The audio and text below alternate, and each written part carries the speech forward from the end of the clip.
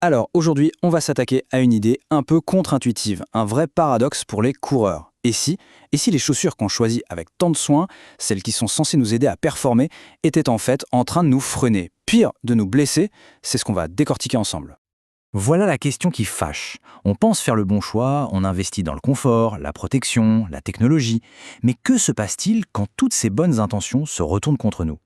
C'est une possibilité qu'il faut vraiment envisager. Ok, rentrons dans le vif du sujet. Le paradoxe, c'est exactement ça. Les caractéristiques qu'on nous vend comme des avantages ultimes peuvent, dans certains cas, devenir de véritables boulets. Voyons un peu comment c'est possible. Premier gros morceau, la rigidité.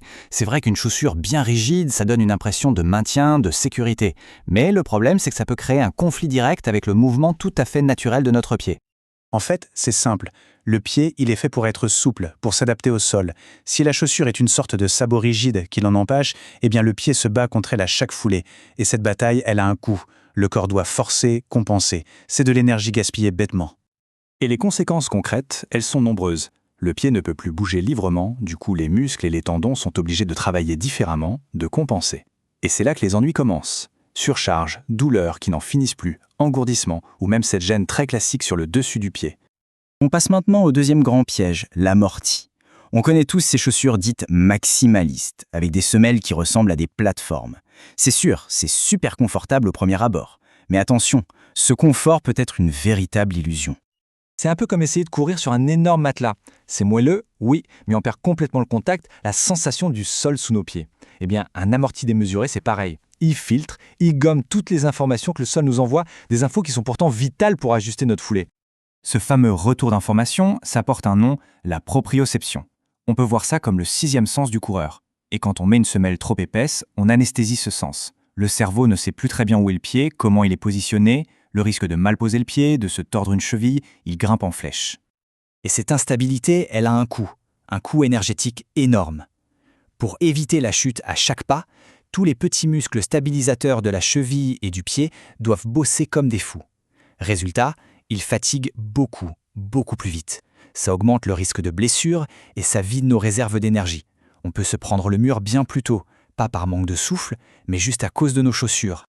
Allez, un petit point un peu plus technique, mais qui est absolument essentiel, le drop. Qu'on le veuille ou non, ce petit détail de conception de la chaussure va avoir un impact énorme sur notre façon de courir.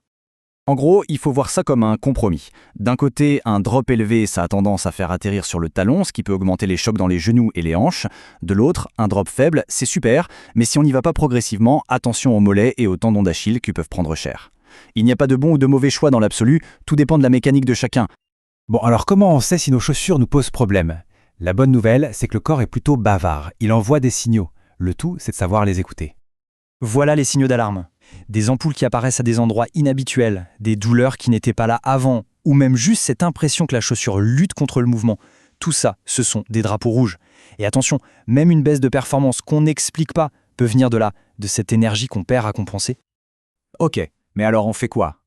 L'idée, ce n'est pas de tout jeter et de courir pieds nus. Non, l'idée, c'est de faire un choix plus malin, de viser le juste milieu, l'équilibre parfait. Il faut sortir de cette course à l'armement technologique. La meilleure chaussure, ce n'est pas forcément la plus chère, ni celle avec le plus d'amorti ou la plaque de carbone la plus rigide. Non, c'est celle qui trouve le compromis idéal entre souplesse, stabilité et un amorti raisonnable. Du coup, la méthode est assez simple en 2 temps. D'abord, on cherche cet équilibre, on essaye, on sent.